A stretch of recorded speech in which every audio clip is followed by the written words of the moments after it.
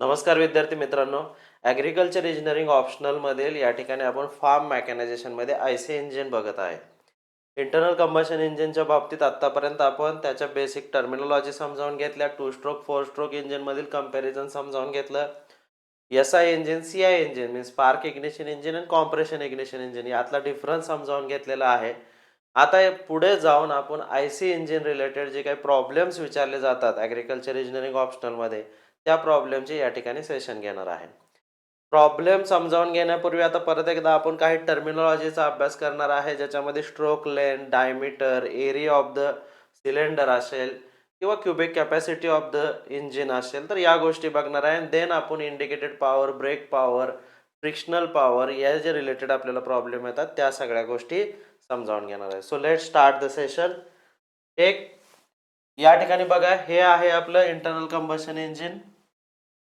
त्याच्या आतापर्यंत सगळं समजावून घेतलंय. ज्यांना हे अजून एकदा समजावून घ्यायचं याकरता आपण आपल्या ॲपमध्ये रुक्मिणी अकॅडमी पुणे ॲपमध्ये फ्री लेक्चर सुरुवातीचे उपलब्ध करून दिलेले, ते लेक्चर तुम्ही बघू शकता. बोर इज नथिंग बट काय, डायमीटर ऑफ द सिलेंडर, आपण त्याला डी न दाखवू. Okay. Then stroke is nothing but the piston travel from TDC to BDC, म्हणजे पिस्टन सिलेंडरमध्ये top dead centre to bottom dead centre किंवा or bottom dead to top dead centre जे distance travel करतो, this is called a stroke. So this indicated by L. काही ठिकाणी capital L, काही ठिकाणी आपलं कॅपिटल डी असंही चालेल. डी हे एल. त्याच्यानंतर अजून आपल्याला याच्यामध्ये काय लागतं महत्वाचं, तर हे दोन आहेत. मग एरिया ऑफ द सिलेंडर मी काय सांगितलं होतं, π/4 D square. It is nothing but area of the cylinder. जसं की आपल्या मॅथमॅटिक्स मधल्या सिलेंडरचा एरिया, तसंच या ठिकाणी आयसी इंजिन मध्ये या सिलेंडरचा एरिया असतो. आणि हे डी म्हणजे काय आहे, तर हे बोर डायमीटर, त्याचा वर्ग हे दिलेलं असतं आपल्याला, किंवा काढायला लावलं तर काढायचं त्या पद्धतीनं. Then volume of the cylinder, it is nothing but cubic capacity of the engine is equal to area into stroke length. बरोबर आहे ना, म्हणजे total volume of the cylinder. आता कुठल्याही सिलेंड्रिकल म्हणजे आपल्या पिंप असेल किंवा असेल, त्याचा जे आपण व्हॉल्यूम काढतो त्याला हाच फॉर्म्युला आपण वापरतो, ज्याच्यामध्ये आपण काय करतो की याच ठिकाणी व्हॉल्यूम ऑफ द इंजिन किंवा cubic capacity of the engine is nothing but π/4 D square into stroke length L. Yes, अशा पद्धतीने हे एक, हे दोन, ह्या दोन गोष्टी आधी आपण अभ्यासल्या होत्या, पण आपण परत एकदा ते एक्सप्लेन करतोय. देन बघा, bore is the diameter of the engine cylinder. आता मी एवढं सांगायची गरज नाही. Stroke is the linear distance travel by the piston from TDC to BDC. Stroke to bore ratio हा कन्सेप्ट आहे, ज्याच्यामध्ये लेंथ आणि एल यांचा डायमीटर. आता एखाद्या इंजिन मध्ये लेंथ ज्यादा आहे आणि डायमीटर कमी आहे, मग आता ते कसं असणार आहे, इंजिन असं असणार आहे, लेंथ ज्यादा स्ट्रोक लेंथ आणि डायमीटर कमी. So it is called as under square engine. जर एखाद्या इंजिन मध्ये डायमीटर ज्यादा आणि स्ट्रोक त्या मानानं कमी, T L, it is called as over square engine किंवा स्क्वेअर इंजिन म्हणू शकतो आपण. येस. देन स्वेप्ट व्हॉल्यूम म्हणजे पिस्टन ज्या टीडीसी टू बीडीसी एरियामध्ये मूव्ह होतो त्या एरियाची लेंथ आणि त्याचं डायमीटर काय सेम असणार आहे. So area into length is nothing but swept volume, it is nothing but मी जे आता वर काढलं होतं ते cubic capacity of the engine. Yes, CC. So π/4 D square into L. Compression ratio आपण अभ्यास केलेला आहे. Compression ratio it is nothing but total volume of the cylinder divided by clearance volume. Yes. तो टोटल व्हॉल्यूम काय आहे याच्यामध्ये, तर swept volume plus clearance volume divided by clearance volume.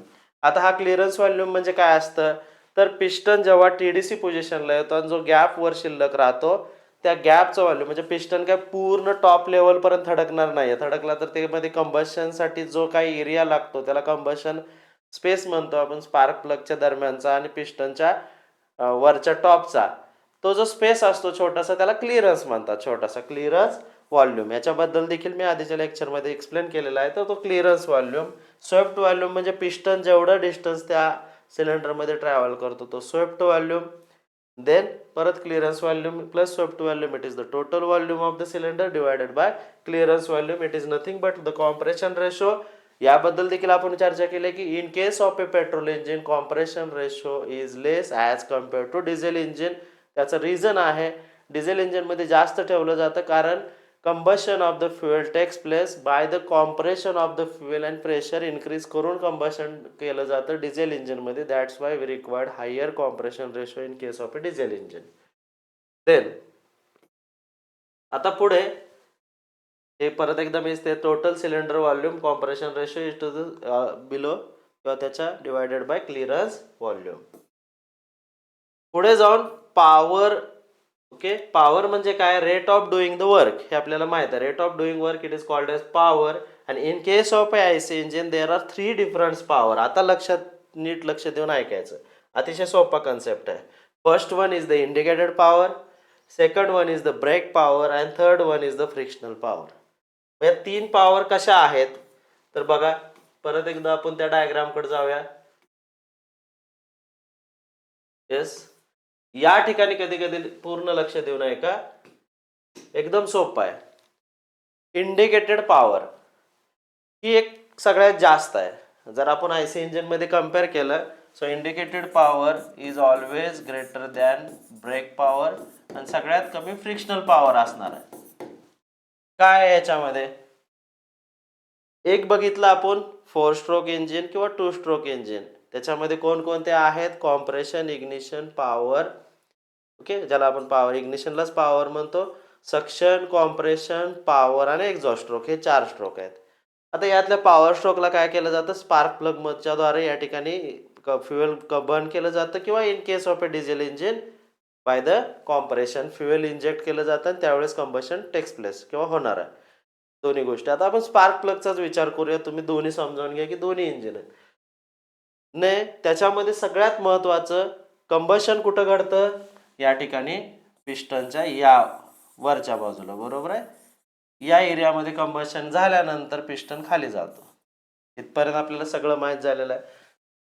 या ठिकाणी जे कंबशन होतं त्या कंबशन नंतर या ठिकाणी जी काही पॉवर तयार होते, काही पॉवर तयार होऊ द्या, ती पॉवर 100 युनिट असं गृहीत धरा उदाहरणार्थ. ही जी पॉवर तयार होते ती पॉवर म्हणजे indicated power. means what? Power developed during the combustion of the fuel. Okay, power developed during the combustion of the fuel above the piston. हा पॉइंट महत्वाचा आहे. above the piston is called as indicated power. ही झाली indicated power.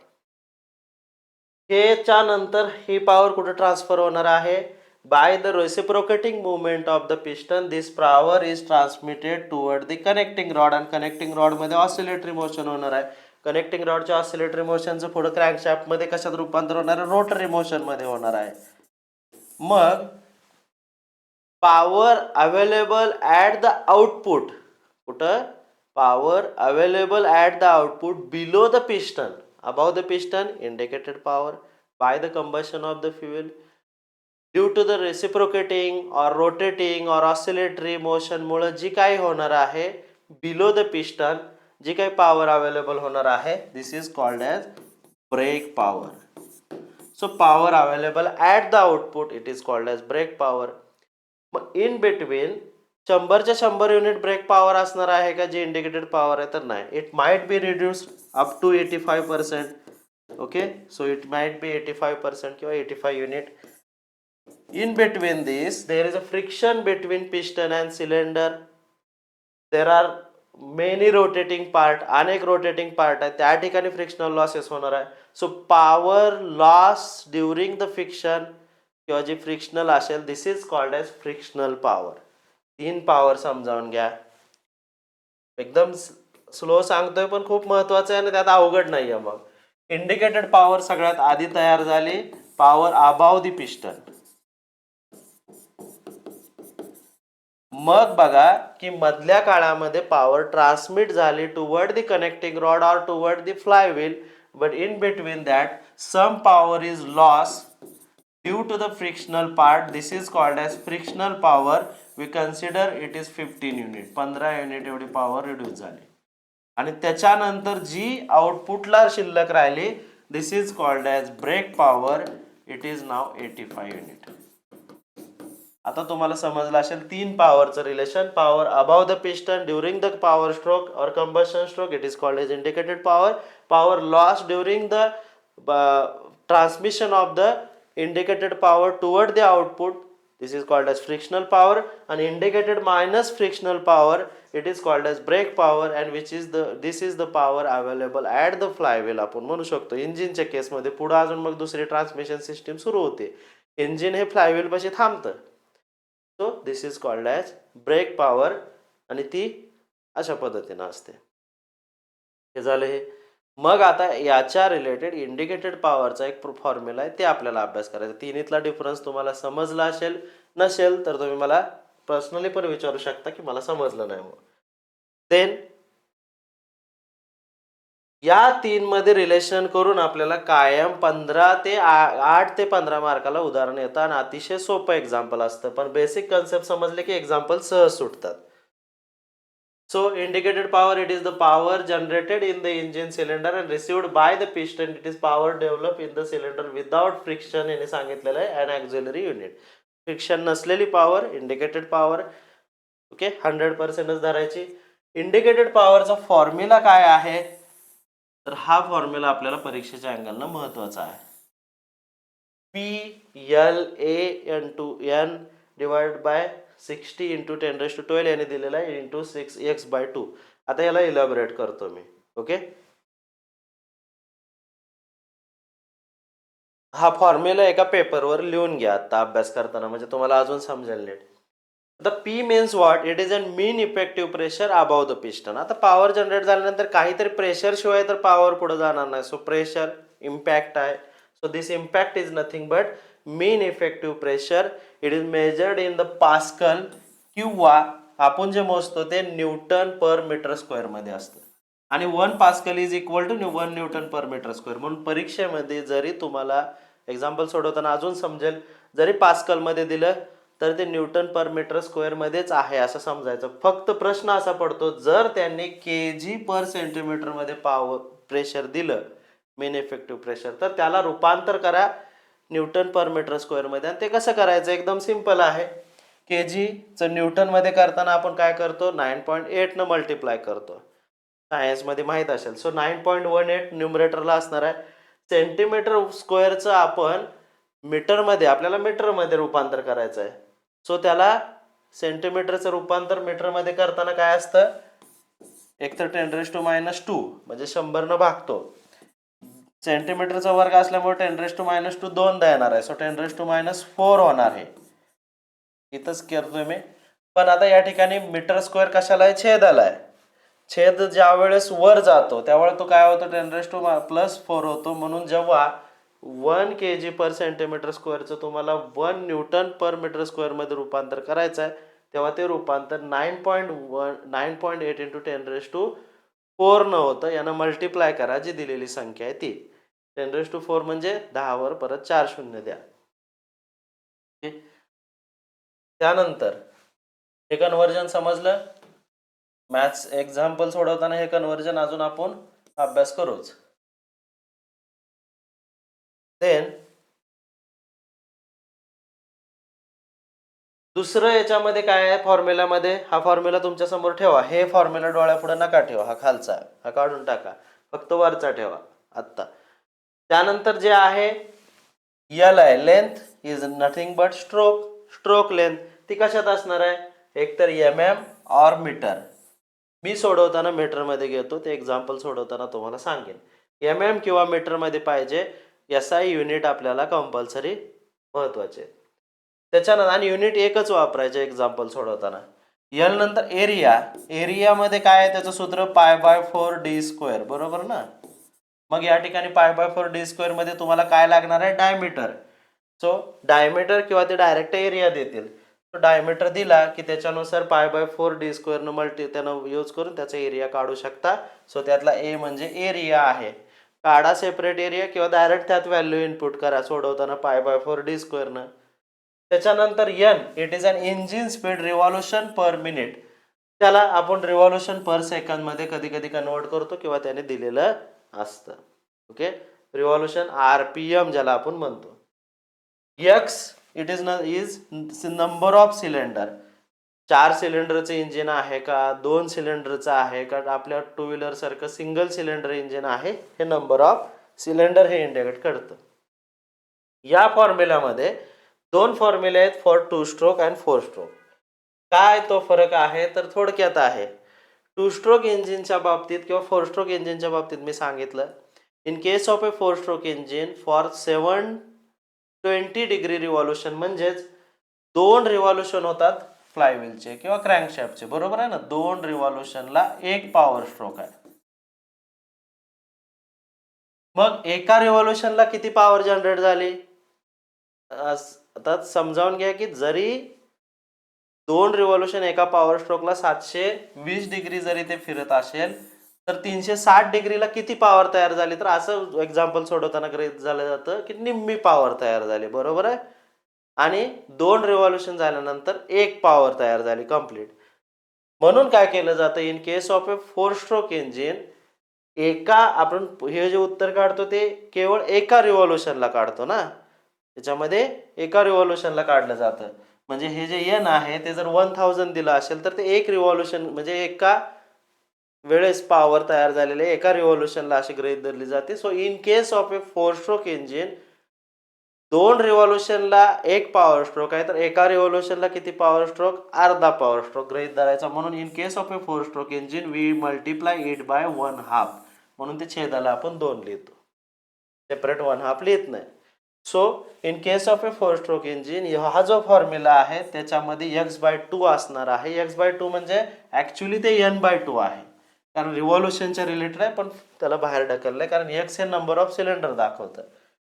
आणि in case of a 2 stroke engine for 1 revolution there is a 1 power stroke, so it is multiply by 1/1. म्हणजे काय त्यांनी करायचं नाही, डिवायडेड बाय काय लिहायची गरज नाही, फक्त समजायसाठी त्यांनी 1 लिहिलेलं आहे. सो फॉर्म्युला पाठ करायचा. Indicated power is equal to, in kilowatt आपण उत्तर काढतो, PLA इंटू एन. ही mean effective pressure, length, area, revolution per second, revolution into number of cylinder divided by 60 into 10⁻12. यांचा फॉर्म्युला आहे, माझा थोडा अजून डिफरंट आहे, तोही एक्झाम्पल सोडवताना सांगेन. इंटू 2 हे डिवायडेड झालं. आणि 2 स्ट्रोकच्या बाबतीत खाली 2 ने डिवाइड करायचं नाही. म्हणजे असं आहे की एका पॉवर स्ट्रोकमध्ये जर 4 स्ट्रोकमध्ये 4 किलोवॅट एवढी एनर्जी तयार झाली किंवा पॉवर तयार झाली, तर in case of a 4 stroke engine ती डिवायडेड बाय 2 नसणार आहे, त्याच्यामुळे 8 किलोवॅट एवढी तयार होणार आहे. किंवा 2 स्ट्रोकमध्ये एका पॉवर स्ट्रोकला जर 8 किलोवॅट एवढी पॉवर तयार झाली तर 4 स्ट्रोकच्या बाबतीत ती 4 किलोवॅट असणार आहे. म्हणून आपण काय म्हणतो की 2 stroke engine are more powerful than 4 stroke engine because of for every 360 degree revolution of the crankshaft there is a 1 power stroke. म्हणून ज्या जुन्या यमाच्या गाड्या असतील, सुझुकीच्या गाड्या, त्यांची CC जरी 100 पेक्षाही कमी असली तरी त्या हवेत उडवू शकतो आपण क्लच सोडून अचानक. इव्हन जुनी जी MAT आहे बजाजची वगैरे, तिची सुद्धा पॉवर आज 125 CCच्या स्कूटीपेक्षा किंवा गाड्यांपेक्षाही जास्त आहे. तिचं काय तर 80 CCचं इंजिन आहे, फक्त 2 स्ट्रोक असल्यामुळे तिची पॉवर जास्त आहे. किंवा जुन्या ज्या 2 स्ट्रोक रिक्षा आहेत त्या 100 CCच्या असल्या तरी 4-5 माणसं आरामात ओढू शकतात. सो त्याचं कारण आहे की 2 स्ट्रोक इंजिनचं पॉवर किंवा इंडिकेटेड पॉवर ही जास्त आहे because of 1 power stroke for 360 degree revolution of the crankshaft. ह्याच्यावरही प्रश्न येऊ शकतो ऍप्लिकेशन बेस.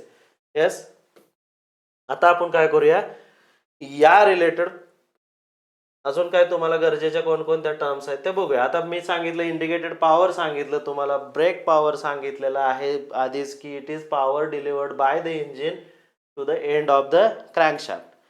क्रँकशाफ्ट कशी मिळते, बरोबर आहे. बेल्ट पॉवर वगैरे इट इज पॉवर आता measured of the engine at the end of the belt receiving the drive किंवा PTO शाफ्टला. ट्रॅक्टरच्या पीटीओ शाफ्टला, पॉवर टेक ऑफ शाफ्टला जी आणखीन पॉवर भेटणार आहे, मध्ये अजून फ्रिक्शनल लॉसेस होणार आहे ब्रेक पॉवरच्या पुढे पण जाऊन, मध्ये क्लच आहे, गिअर सिस्टीम आहे, या सगळ्यातनं जे पुढे जाईल तिला this is called as belt power. So हळूहळू पॉवर रिड्यूस होणार आहे by frictional losses. Then drawbar power, ज्या ठिकाणी ओढायला इम्प्लिमेंट, ॲग्रिकल्चर इम्प्लिमेंट ओढायसाठी जी पॉवर शिल्लक राहणार आहे, it is called as drawbar power, ती अजून रिड्यूस होणार आहे काही फ्रिक्शनल लॉसेसमुळे. प्रत्येक ठिकाणी फ्रिक्शनल लॉस हा महत्त्वाचा आहे. 100% पॉवर कधीही ट्रान्समिट होत नाही. लॉ ऑफ कन्झर्वेशन ऑफ जी एनर्जी आहे ते आठवा फॉर्म्युला किंवा तो प्रिन्सिपल. देन पॉवर किंवा पॉवर टेक ऑफ पॉवर, जी परत एकदा टेक ऑफसाठी जी उपयुक्त आहे ती. तर ह्या गोष्टी आता तुम्हाला समजतील. Frictional power, power loss by the frictional part, it is called as frictional power. And relationship between indicated power, brake power and frictional power काय आहे? So indicated power is equal to brake power plus frictional power, और उलट सुलट करा, brake power is equal to indicated minus frictional power, sorry frictional power, and frictional power is equal to indicated power minus brake power. आता हे काय समजते ते. Mean effective pressure, it is an average pressure. Average pressure असतं during the power stroke. आता सिलेंडरमध्ये सगळ्यात जास्त प्रेशर कधी असणार आहे? पॉवर स्ट्रोकला. इतर 3 स्ट्रोकला जास्त प्रेशर आहे का? नाही, कारण फक्त कंबशनच्या वेळी जास्त आहे. ते इक्विव्हॅलंट डिवाइड होणार आहे. So mean effective pressure power at during the power stroke and other stroke, त्याचं जे ॲव्हरेज काढलं जातं this is called as mean effective pressure.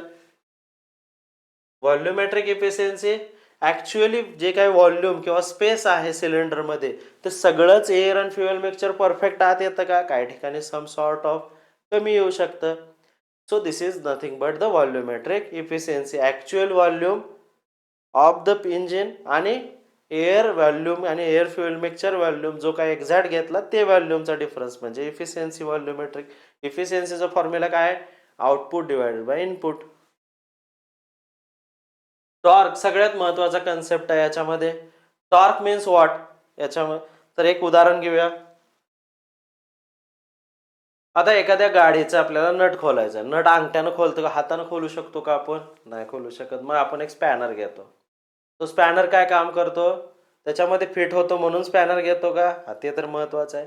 पण आपण काय करतो की त्याच्यामुळे त्याची जे तुम्ही फोर्स अप्लाय करणार आहे आपली ह्युमन बॉडी, तो तर काय बदलत नाही, पण स्पॅनरच्या लेंथमुळं, पाण्याच्या लांबीमुळं जो काही आपण फोर्स अप्लाय करणार आहे, रोटेटिंग फोर्स, तो वाढतो. आणि this is called as torque. Torque is nothing but force into radius. Radius कुठली? फोर्स तर तुमच्या स्वतःच्या हाताचा, आणि रेडियस कोणती? जेवढा पाना आहे त्यानुसार. मग आता हे झालं छोट्या नटाच्या बाबतीत. अजून मोठा नट आहे ट्रकचं टायर. जेव्हा खोलताना तुम्ही बघा अजून मोठा स्पॅनर घेतला जातो. छोट्या पाण्यानं ट्रकचं टायर खोलून दाखवा शक्य आहे का? नाही. मग त्या ठिकाणी काय केलं जातं? मोठा एकदम पाना असतो, इव्हन त्याच्यावर माणूस उभा राहतो ते काढताना. सो काय करतो आपण? ह्युमन फोर्स बदलू शकत नाही. We increase the length, and by increasing the length we increase the torque, आणि टॉर्क इन्क्रीज झाल्यामुळं त्या ठिकाणी आपण नट त्या ठिकाणी इझिली ते काढू शकतो. So torque is nothing but force into radius. आणि जितका तुमचा फोर्स नाही बदलू शकत, पण तुम्ही रेडियस जितकी वाढवाल तेवढा तुमचा फोर्स अप्लाय होणारा वाढू शकतो. मग मला जर हा पेन तोडायचा आहे, मी काय तोडणार नाही कारण महाग आहे, मिळत नाही परत, तर मी इथून तोडू नाही शकत. पण मी जर इथं पकडला आणि तोडायला गेलो तर म्हणजे ऊस मोडणे असेल, लाकूड तोडणे असेल. लाकूड आपल्याला एक्झॅक्ट तोडायचं तर काय करतो आपण? लेंथ त्या लांबपर्यंत पकडतो, एक पाय देतो आणि मोडतो. सो आपण increase the torque. So torque is nothing but force into radius. We can not change our force, but we can change radius, and by changing the radius we increase the torque. हे म्हणजे इथलं torque आहे. ह्याच्यामध्ये पण तसंच आहे. IC engine मध्ये connecting रॉडची length वाढवा, इट इन्क्रीजेस द टॉर्क. अजून दुसऱ्या वेनं वाढवा, ज्याच्यामध्ये गिअर बॉक्समध्ये देखील ते काम केलं जातं. Increase the radius of the gear, it will increase the torque, reduces the speed. ते सगळं पुढं आपण अजून बघू. पिस्टन डिस्प्लेसमेंट, ते म्हणजे नथिंग बट आपला swept volume. Swept volume is nothing but area into length. Area is π/4 d² into L. बऱ्यापैकी आता मी सगळं परफेक्ट सांगितलेलं आहे तुम्हाला. डिस्प्लेसमेंट व्हॉल्यूम परत तेच आहे. टोटल डिस्प्लेसमेंट व्हॉल्यूम मात्र आता काय मल्टी सिलेंडर इंजिन आहे, तुम्हाला परफेक्ट काढायचं. एरिया माहीत आहे, लेंथ माहीत आहे, हे झालं आपलं total volume into revolution into number of cylinder divided by 2. हे 2 ऍक्च्युली याचं डिवायडेड आहे पण एंडला टाकतो आपण, बरोबर आहे. येस.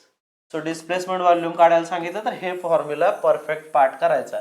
काही याच्यामध्ये रॉकेट सायन्स नाही आहे. एरिया माहित आहे, लेंथ माहित आहे, रिव्हॉल्युशन माहित आहे, x/2 किंवा x/1 म्हणजे x म्हणजे नंबर ऑफ सिलेंडर. काही ठिकाणी ते के म्हणतात काही पुस्तकं, तुमच्याकडे जर रेफरन्स बुक असतील तर. पण बाकी सगळं उत्तर तिथंच आहे. Piston speed, it is an total length travel by the piston in the cylinder in 1 minute. It is nothing but 2 × L × N. Okay, वर खाली आहे ना, त्यामुळे डू आणि एस म्हणजे स्ट्रोक आणि रिव्हॉल्युशन. एका 360 डिग्री रिव्हॉल्युशन साठी ते एकदा वर खाली जातं ना, एकदा खाली येतं एकदा वर जातं. TDC to BDC, BDC to TDC म्हणून दोनदा एल न मल्टिप्लाय केलं.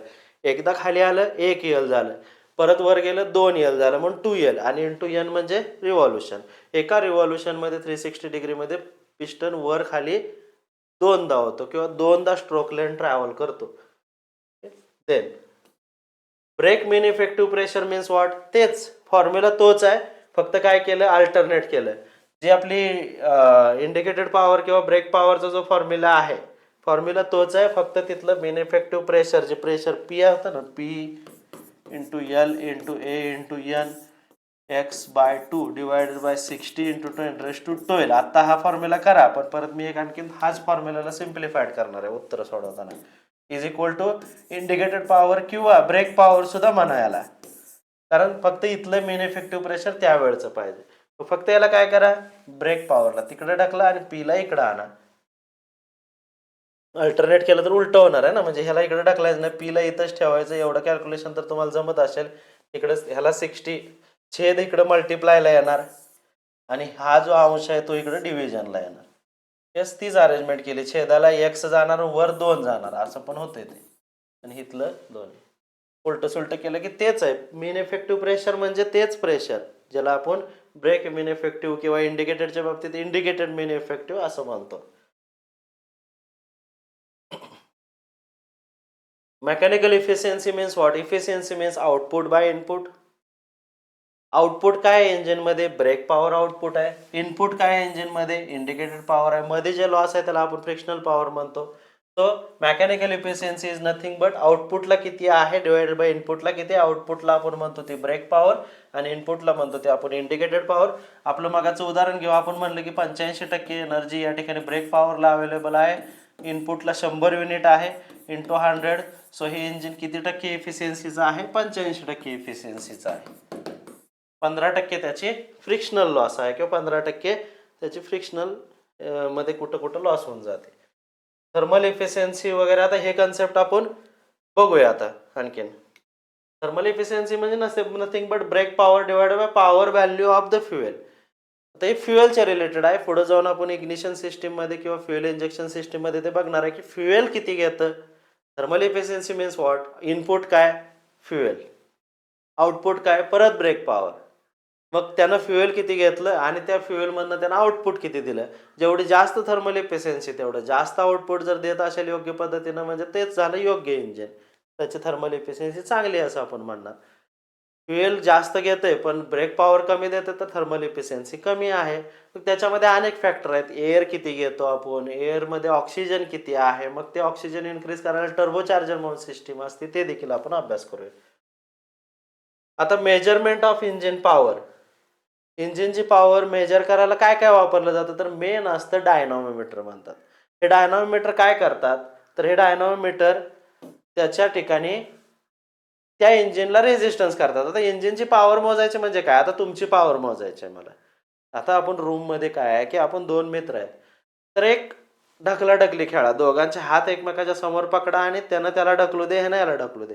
मीन्स रेजिस्टन्स जो आहे तो त्याची पॉवर इंडिकेट करतो. जो ज्याला मागं ढकलेल त्याची पॉवर जास्त ॲज कम्पेअर टू जो मागं जाईल. सेम असं आहे, इथं काही कम्पॅरिझन नाही, परंतु सेम इंजिनला रोखणारं एक इन्स्ट्रुमेंट असतं, त्याला आपण डायनॅमोमीटर म्हणतो. ते इंजिनच्या रोटेशनला रोखतं. ज्या रोटेशनला ते रोखू शकतं इंजिनचं पूर्ण मुवमेंट आउटपुटला पॅक होऊन, म्हणजे ते ब्रेक्स असतात त्याच्यामध्ये, त्याला ब्रेक डायनॅमोमीटर म्हणतात. मग ते वेट अप्लाय करून ब्रेक असतील किंवा रोप ब्रेक डायनॅमोमीटर, दोरी ओढून बांधली जाते त्याला. तिथं जिथं थांबेल आणि जिथं थांबेल त्या वेटनुसार त्याचं मेजरमेंट केलं जातं. सोपं आहे. म्हणजे एक समजावून घ्या की इंजिनला स्टॉप करून ज्या ठिकाणी ज्या वेटला किंवा ज्या ताकदीला इंजिन थांबेल ते इंजिन म्हणजे त्याची पॉवर मोजण्याची डायनॉमीटरद्वारे मेथड आहे. मग त्याच्यामध्ये आता नवीन स्ट्रेन गेजेस आलेले आहेत, ॲडव्हान्स टेक्नॉलॉजी आलेले आहेत. पूर्वीच्या काळी त्याच्यामध्ये रोप ब्रेक डायनॉमीटर म्हणून फेमस होता. प्रॉनी ब्रेक डायनॉमीटर म्हणजे ब्रेक अप्लाय केले जायचे आणि त्या ब्रेक कशा अप्लाय केले जाते तर वजनं अडकवली जायची. मग समजा 200 किलो वजनानं ते इंजिन थांबत असेल तर त्याची एक प्रकारे ती झालं 200 kg त्याची लेंथ, ते जेवढ्या अंतरावर ते वजन टाकलंय त्याच्यानुसार टॉर्क, ते सगळं सांगेन मी, ते सेपरेट आहे युनिट. ओके. त्याच्यानुसार एक फॉर्म्युला काढला जातो ब्रेक पॉवर काढण्याचा, त्याला म्हणतात 2π डिवायडेड बाय 60,000. ते देखील आपण बघू. पण आधी आपण इंडिकेटेड पॉवर, ब्रेक पॉवर आणि फ्रिक्शनल पॉवरचे आत्ता बघितलेल्या फॉर्म्युल्यावरचे एक्झाम्पल बघूया. देन डायनॉमीटर हे सेपरेट अभ्यास करून आपण त्याच्यानंतर लगेच त्याच्यावर पण प्रॉब्लेम याचंही रिलेशन त्याच्याशी येतं. आता एक प्रॉब्लेम आहे, हा प्रॉब्लेम यूपीएससीला याच रिलेटेड प्रॉब्लेम विचारलेले आहेत. आपण सेपरेट यूपीएससीचे पण घेणार आहे, म्हणजे लिहिलेले आहेत मी ऑलरेडी, पण घेऊया. आधी आपण पुस्तकातले किंवा कधी कधी इथून कॉपी पेस्ट होतात ते. ॲग्रिकल्चर इंजिनिअरिंगचं हे 6 पुस्तक आहे. Calculate the brake power of the 4 stroke 4 cylinder IC engine having following dimensions. Problem सोडवण्याची माझी एक पद्धत सांगतो, एकदम शांतपणे. कधीही जे अख्खा प्रॉब्लेम वाचण्यापेक्षा टप्प्याटप्प्याने पटापट काय दिलंय ते लिहायचं, म्हणजे प्रॉब्लेम बद्दल लगेच सुटतं. Calculate the brake power, so लगेच लिहायचं परीक्षेत. Brake power is equal to question mark. 4 stroke engine आहे म्हणजे एक डोक्यात लगेच फिट करायचं की मला या ठिकाणी, तुम्ही साईडला लिहाते हे लगेच समोर नाही, x/2च करायचं. ही जरी छोटीशी मिस्टेक आली तरी उत्तर काढून सुद्धा आपण चुकणार आहे. नंबर ऑफ सिलेंडर लगेच त्यांनी सांगितलं x इज इक्वल टू किती आहे, 4 सिलेंडर आहे. गिव्हन डाटा मिळाला. परत अजून त्यांनी डायमेन्शन दिलेले आहेत. Cylinder bore, so it is diameter of the cylinder 125 mm, length of the cylinder 150 mm, crankshaft speed 1000 revolution per minute, frictional power 20 kilowatt. ठीक आहे, याचं काय आत्ता गरज आहे का बघू आपण. मेन इफेक्टिव्ह प्रेशर पी दिलाय 700 किलो पास्कल आणि नंबर ऑफ सिलेंडर या ठिकाणी वर दिलेलंच आहे, पण मी आधी लिहिलेलं आहे 4 सिलेंडर इंजिन. आता बघा लगेच काय करायचं, तुम्हाला काय सांगितलेलं आहे, ब्रेक पॉवर काढायचे. पण तुम्ही काढू काय शकता, तुमच्याकडे फॉर्म्युला आहे इंडिकेटेड पॉवरचा. लगेच हे उत्तर लिहायचे, एकदम सोपं आहे. हा सगळ्यात मेन सांगायचं राहिलं, कॅल्क्युलेटर आपल्याला अलाउड आहे, त्यामुळं एक कॅसिओचा विकत घ्यायचा. बेसिक सायंटिफिक कॅल्क्युलेटर त्याला म्हणतात, दुकानदाराकडचा नव्हे.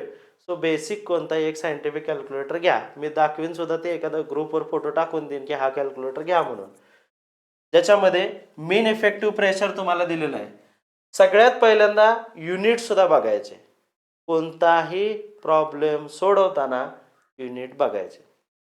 आपल्याला मेन इफेक्टिव्ह प्रेशर कशामध्ये पाहिजे, पास्कलमध्ये किंवा न्यूटन पर मीटर स्क्वेअर मध्ये पाहिजे. न्यूटन पर मीटर स्क्वेअर मध्ये. ते कशात आहे, किलो पास्कल मध्ये. So convert it into the pascal. Kilo म्हणजे 1000 न मल्टिप्लाय करा, किंवा Newton per metre. So 700 into 1000 हे पहिला लिहायचं. लिहिलं म्हणजे उत्तर चुकत नाही. एक कन्वर्ट केलं, 2 युनिट लिहिले, तिसरं लक्षात ठेवायचं x/2 आहे, 4 स्ट्रोक इंजिन आहे. L it is an length. माझा एक फॉर्म्युला असा आहे उत्तर सोडवताना जे मी करतो ते तुम्ही दोन्ही वापरू शकता. काय त्याच्यामध्ये काय रॉकेट सायन्स नाही माझ्या फॉर्म्युल्यात, पण हेच आहे. Pressure, length, area, n revolution, x number of cylinder, ते डिवायडेड बाय 2 राहणार आहे 4 स्ट्रोक इंजिन असल्यामुळं. 60,000 हा माझा फॉर्म्युला आहे. मग मी करतो काय याच्यामध्ये, तर मी ह्या सगळ्या डायमेन्शन्स मीटरमध्ये घेतो. प्रेशर ते आहे तेच, यल लेंथ मी मीटरमध्येच घेतो, एरिया मी मीटरमध्येच घेतो, नंबर ऑफ रिव्हॉल्युशन जे आहे ते आहे, पण रिव्हॉल्युशन पर सेकंद आपल्याला घ्यायचं असते, लक्षात ठेवा या ठिकाणी. ओके, रिव्हॉल्युशन पर सेकंद घ्यायचं, सॉरी रिव्हॉल्युशन पर मिनिट, त्याचं ते सोडून विषय, तुम्ही आत्ता काय त्याच्यात अडकू नका. हे 1000 झालेलं आहे. हे करताना काय करायचं, पटापटा कोणताही प्रॉब्लेम सोडवताना पी जर पाहिजे त्या डायमेन्शन्स मध्ये आला का बघा. तुम्ही दोन्ही वापरा, पण आधी माझ्या यानं बघा. लेंथला मी काय करतो लगेच या फॉर्म्युलानुसार मीटरमध्ये कन्वर्ट करतो. मीटरमध्ये कन्वर्ट करायचं असेल तर काय होणार आहे ते डिवायडेड बाय 1000. 1000 mm चा 1 मीटर ना. सो 0.125 कॅल्क्युलेटर घेऊन बसायचं. डायमीटर हे लेंथला डिवाइड करायचं 1000 mm चं किती झालं 0.150. त्याच्यानंतर क्रँकशाफ्ट स्पीड ठीक आहे 1000 रिव्हॉल्युशन पर मिनिट याचा काही इश्यू नाही. आणि हे 700 किलो पास्कलचं मी पास्कलमध्ये रूपांतर केलंय. ते माझ्या ह्याच्यात करायचं आहे, ह्याही फॉर्म्युल्यात करायचं आहे. हे फॉर्म्युला आहे ते MM मध्ये लेंथ आहेत, हा फॉर्म्युला आहे तो मीटर मध्ये लेंथ आहे. फरक काय पडला, हे 60 × 10⁻12 आहे. फरक काय पडला ते सांगतो. 60 इंटू माझ्यानुसार हे काय आहे मग 10⁻³ आहे ना, हा माझा फॉर्म्युला. ओके, 3 शून्य काढल्यानंतर 10⁻³ आहे. मग हे 9 काय वाढले म्हणजे 9 + 3 ना. एक लेंथचे 10⁻³ मीटरमध्ये रूपांतर करायला वाढला ना. आणि एरियामध्ये 2दा डायमीटर येतो म्हणून ते 10⁻³ आणि हे 10⁻³ असे माझे ते 10⁻9 कमी होतात म्हणून हे मीटरमध्ये कन्वर्ट करतो आणि 60,000 मी लिहून मोकळा होतो. तुम्ही 10⁻12 लिहा, पण ते कॅल्क्युलेशनवर करताना थोडं इरिटेट होतं. हळूहळू पुढे अजून समजेल तुम्हाला ते. आता घ्या व्हॅल्यू टाका पटापट. हे आता वर स्क्रोल झाले, तुम्ही एका कागदावर टाका. 700 × 1000 काय आलं, हे प्रेशर आलं. आपण कशात रूपांतर केलं त्याला, पास्कल मध्ये केलं. त्याच्यानंतर PL लेंथ काय आहे 150 mm. तुम्ही आता MM मध्येच करूया आपण पहिल्यांदा 150 mm. त्याच्यानंतर PL × A एक एक एक टाकतो. हे P हे लिहित राहा L. आता एरिया इज नथिंग बट काय आहे π/4. मग हे π/4 इथं आलं इंटू D² मीन्स वॉट 125 × 125. याने कॅपिटल D शब्द वापरले, मी स्मॉल डी ची सवय. 125 × 125 ह्या 2 युनिट झाले या ठिकाणी, काही विशेष नाही. त्याच्यानंतर हे काय आलं की 4 नंबर ऑफ सिलेंडर हे डिवाइडेड बाय 2 कशासाठी आलं, because it is 4 stroke engine. बरोबर आहे, 4 स्ट्रोक. आणि हे 1000 काय आहे तर N नंबर ऑफ रिव्हॉल्युशन. सगळे फॉर्म्युला पडले. परत एकदा अतिशय लहान पोरासारखं सांगते पण घ्या समजावून, कारण तुम्ही चुकू नये हीच इच्छा आहे. P 700 × 1000, L 150 mm मध्ये आहे. एरिया π/4 D² चे 125 × 122. PLA N 1000 revolution. 4 number of cylinder X divided by 2 पाहिजे कारण हे 4 स्ट्रोक इंजिन आहे. आणि या ठिकाणी डिवाइडेड बाय 60 × 10⁻12. हे सगळं सोडवायचं कॅल्क्युलेटरवर, सायंटिफिक कॅल्क्युलेटरवर. तुम्हाला उत्तर मिळेल इंडिकेटेड पॉवर 42.95. मग पुढे सोपं आहे. आता ब्रेक पॉवर काढायचे. त्यांनी काय सांगितलेलं आहे या ठिकाणी, brake power is nothing but आपल्याला माहिती आहे indicated minus frictional power. Frictional power त्याने सोपी दिली, तुम्हाला काढायला सांगितलेलं नाही. 20 kW गिवन डाटामध्ये बघा. So indicated power minus frictional power, it is nothing but brake power. So brake power is equal to 22.95. 2 number. आणि एक सवय लावायची, 1 नंबर लिहायचं शेवट. इंडिकेटेड पॉवर निघलं ना, 1 लिहायचं, 2 लिहायचं, झालं. एवढंच आहे. 8 मार्काला येतं. आणि मग सगळ्यात खाली लिहायचं, अजून चांगलं दिसायला 8 पैकी 8 घ्यायला, indicated power is equal to लिहायचं खाली brake power is equal to एवढं. असं लिहायचं म्हणजे तुम्हाला तो उत्तर मिळलं तो चेक करतो. चेकर हेच बघतो. चेकर काय बघणार आहे, फॉर्म्युला बघतो.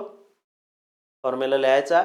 इंडिकेटेड पॉवर तो 1 लिहिल्यामुळे तुम्ही काय करता, मागे 1 लिहिलं हे असं रोमन आकडा, तो बघतो बॉक्स, ह्याला बॉक्स करायचं. हा बॉक्स बघतो, तुम्हाला 8 मार्क देतो. त्याला पण आनंद वाटतो, पोरग चांगला आहे, पेपर चेक करायला फ्रेश वाटतंय. पुढचा problem, calculate the brake power of a 2 cylinder. लगेच लिहायचं. 2 cylinder means number of cylinder X is equal to 2. 4 stroke आहे मीन्स मला डिवायडेड बाय 2 करायचंच आहे, काही करून मला चुकायचं नाही. 12/15 सेंटीमीटर. 12/15 सेंटीमीटर हे काय असतं, D आणि L असतं. ओके, डायमीटर आणि लेंथ. व 120 120 mm 150 mm त्याने दिले. द मीन इफेक्टिव्ह प्रेशर किती दिले परत 750 kPa, म्हणजे त्याला लगेच 1000 न मल्टिप्लाय करा आणि त्याला पास्कल मध्ये किंवा न्यूटन पर मीटर स्क्वेअर मध्ये रूपांतर करा. स्पीड किती सांगितलंय 1200 रिव्हॉल्युशन पर मिनिटच आहे का बघा. It's okay.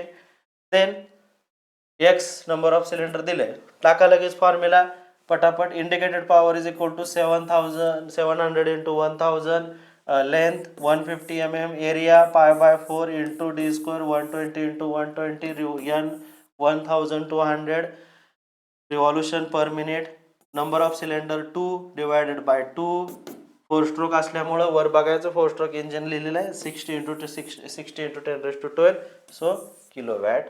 Break power is equal to, आता पुढे त्याने काय सांगितलेलं आहे तर त्याने असं सांगितलेलं आहे की the mechanical efficiency is 75%.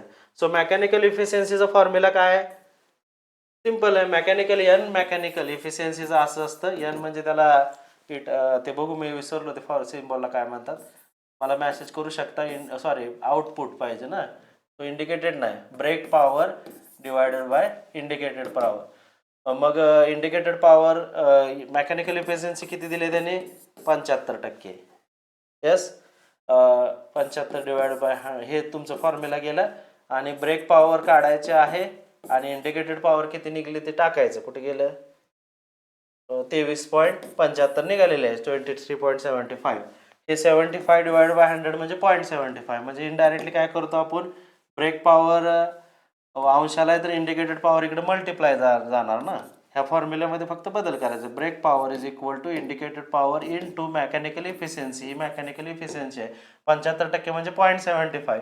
So 17.81 kilowatt एवढी ब्रेक पॉवर आलेली आहे. तुम्हाला अजून याच्यामध्ये जर फ्रिक्शनल पॉवर काढा म्हणलं तर सहज काढता येते. Indicated power minus brake power, n mechanical is equal to brake power divided by indicated power. हे किती इफिशियन्सी दिले त्याच्यानुसार उत्तर काढू शकता. ही वजा बाकी करा 23.75 वजा 17.81 जी येईल ती फ्रिक्शनल पॉवर. अशा पद्धतीने हे प्रॉब्लेम अतिशय सोपे येतात. हे आता आपण सुरू केलेलं आहे प्रॉब्लेमला. आता आपण डायनॉमिटर अभ्यास करून अजून त्याच्यामध्ये काय करणार आहे, ब्रेक पॉवरचा अजून एक फॉर्म्युला बघणार आहे. आता लास्टला मी माझ्या पद्धतीने मी काय करतो की हे जरा कॅल्क्युलेटरवर करा. तुम्ही तुमच्याकडे कॅल्क्युलेटर असल्यामुळे तुम्ही हे पद्धत वापरू शकता. तर मी काय करत असतो ते सांगतो. आता indicated power is equal to बघितलेलं आहे आपण. It is nothing but PLA into n divided by 60 into 10⁻12 into x/2. Yes, पण माझा फॉर्म्युला इंडिकेटेड पॉवरचा काय एवढा मोठा बदल नाही, तेच आहे. Pin effective pressure L area into revolution. या ठिकाणी मी 60,000 करतो इंटू x/2 सेम आहे. येस, मग याच्यात काय केलं जातं माझ्याकडून तर मी काय करतो मीन इफेक्टिव्ह प्रेशर जसा आहे तसंच घेतो, नो चेंज, पास्कलमध्येच किंवा न्यूटन पर मीटर स्क्वेअरमध्येच. एरिया मात्र फक्त मी चेंज करतो, लेंथ मीटरमध्येच घेतो, एरिया मीटर स्क्वेअरमध्येच घेतो. याकरता मी फक्त काय बदल करतो, जे काही माझ्या लेंथ आणि डायमीटर त्याने दिलेलं आहे त्याला मीटरमध्ये रूपांतर करून कॅल्क्युलेशन करतो. घ्या आता एक्झाम्पल काय करत असतो.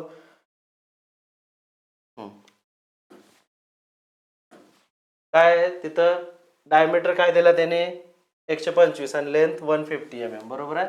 So diameter 125 mm, I convert it into the meter, so divide by 1000, so it will be 125 meter.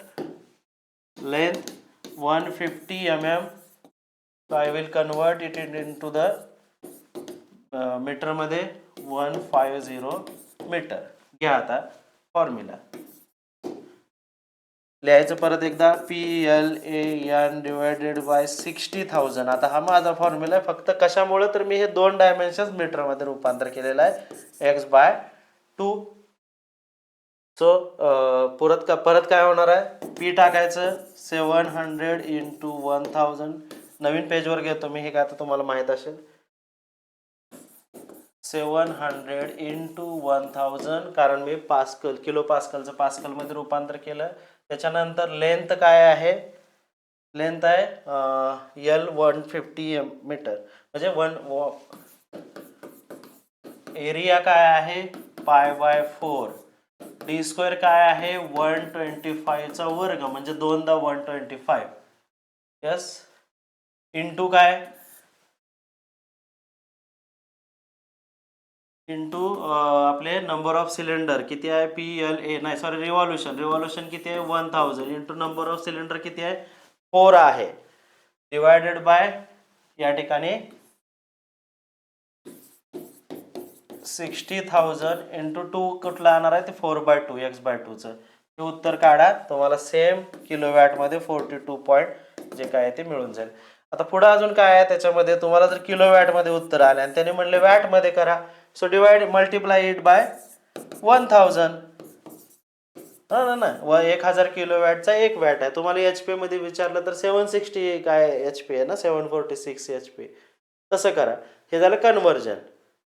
So कशातही काढायला उत्तर तयार राहायचं. तर हे माझी पद्धत आहे, कारण हे थोडंसं मला फॅमिलियर आहे, मी अशा पद्धतीने घेईन, तुमच्या MM वाल्या पण घेईन.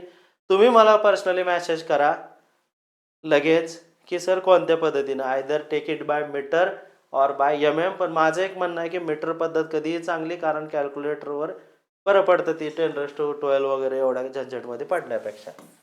येस, कारण पुढं आपल्याला जे ॲग्रिकल्चरचे प्रॉब्लेम आहेत त्यामध्ये पण मीटरमध्ये क्षेत्र आहे. सवय एकच लावायची, युनिट सेंटीमीटरचं मीटरमध्ये करा, MMचं मीटरमध्ये करा, परत किलोवॅटचं वॅटमध्ये करा, पास्कल म्हणजे KG पर सेंटीमीटर स्क्वेअर दिलं तर न्यूटन पर मीटर स्क्वेअरमध्ये करा. काय गोष्टी मीटरमध्येच. आता का मी मीटरमध्ये करतो याचं पण कारण समजावून घ्या, की तुम्ही या ठिकाणी ही डायमेन्शन्स मीटरमध्ये आहे बघा, न्यूटन पर मीटर स्क्वेअर, ह्या डायमेन्शन्स MM मध्ये. मग एकच सवय ठेवा, मला सगळंच मीटरमध्ये करायचं, मला काहीच नको, मला सेंटीमीटर नको, MM नको, I will convert everything into the metre. So मला मग तर कधीही काढताना कोणतीही अडचण येणार नाही. रिव्हॉल्युशन पर मिनिट ठेवीन मी खाली. येस, आता या ठिकाणी रिव्हॉल्युशन पर सेकंद विचारलं तर जपून राहायचं, आपल्याला मिनिटमध्ये रूपांतर करायचं आहे त्याचं. मग कसं करायचं, रिव्हॉल्युशन पर मिनिट, मिनिट खाली जर छेदलं आहे त्याच्याऐवजी सेकंदात, तर 1 मिनिट बरोबर किती सेकंद ते बघायचं, त्याला डिवायडेड बाय 60 करायचं. जर इकडे या की एखाद्या वेळेस त्यांनी रिव्हॉल्युशन पर सेकंद दिलं उत्तरात की समथिंग 1, त्यावेळेस जास्त असणार आहे. आता कुठली पण गोष्ट बघा, एखादी गोष्ट जर 1000 रिव्हॉल्युशन पर मिनिटनं फिरत असेल तर प्रत्येक सेकंदाला ती किती रिव्हॉल्युशन फिरेल, तर डिवायडेड बाय 60. कारण का 1 मिनिट बरोबर 60, म्हणजे प्रत्येक सेकंदाला त्याचं रिव्हॉल्युशन. आता या ठिकाणी कॅल्क्युलेशनला सोपं जायसाठी आपण 1200 घेऊ. 1200 किंवा 1200 रिव्हॉल्युशन पर मिनिट असेल तर प्रत्येक सेकंदाला किती रिव्हॉल्युशन, तर 60 सेकंदाचं एक रिव्हॉल्युशन. तर 60 इंटू किती, या ठिकाणी 6×2 = 12, 220, बघा बाबा ते 20 असेल, 20 रिव्हॉल्युशन पर सेकंद. ओके, अशा पद्धतीने म्हणजे त्यांनी. मग जर यांनी काय दिलेलं आहे की तुम्हाला 20 रिव्हॉल्युशन पर सेकंद दिलेला आहे, मग लगेच नाही मला रिव्हॉल्युशन पर मिनिट पाहिजे, या गोष्टीला मी मल्टिप्लाय बाय 60 करेन, म्हणजे मला त्याचं उत्तर रिव्हॉल्युशन पर मिनिटमध्ये मिळेल. आणि माझ्या फॉर्म्युल्यामध्ये मी रिव्हॉल्युशन पर मिनिटच वापरतोय. जर सेकंदाला 20 रिव्हॉल्युशन तर मिनिटाला किती 1200. आणि जर त्यांनी रिव्हॉल्युशन पर आवर सांगितलं एका तासाला, तर एका मिनिटाला 1200, तर एका तासाला किती असणार आहे त्यांच्या प्रॉब्लेममध्ये, इंटू 24 न मल्टिप्लाय होणार आहे ना, सॉरी 60 न, कारण 60 मिनिटाचं 1 मिनिट. मग ते पण रिव्हॉल्युशन पर मिनिट रूपांतर करताना काय करायचं, डिवायडेड बाय 60, जे काही त्यांनी दिलं असेल ना, 1200 नसेल, जास्त असणार आहे ते, 12×72 72,000 असणार आहे रिव्हॉल्युशन पर मिनिट. त्याला डिवायडेड बाय 60 करायचं आवर्समध्ये दिलं तर. तर हे कन्व्हर्जन जसा प्रॉब्लेम येईल तसं आपण बघूया, पण युनिट एकदाच एका कागदावर लिहून घ्यायचे ना, अशा पद्धतीने आपल्याला प्रॉब्लेम सॉल्व्ह करायचे आहेत. हे झाले आपल्या IC इंजिनच्या रिलेटेड प्रॉब्लेमचं. आता सुरुवात झालेली आहे, सेम पद्धतीने आपण प्रत्येक प्रॉब्लेम घेणार आहे. ओके, काही इश्यू असले तर तुम्ही मला कॉल करू शकता, मेसेज करू शकता, शक्यतो मेसेजला प्रेफरन्स द्या. ओके, मेसेज करा, तुमचे प्रॉब्लेम सांगा. आणि फ्री लेक्चर्स बघा, हे लेक्चर्स देखील बघा, हे देखील फ्रीज दिले मी, इतके फ्री लेक्चर कुणीही देत नाही. Okay, thank you.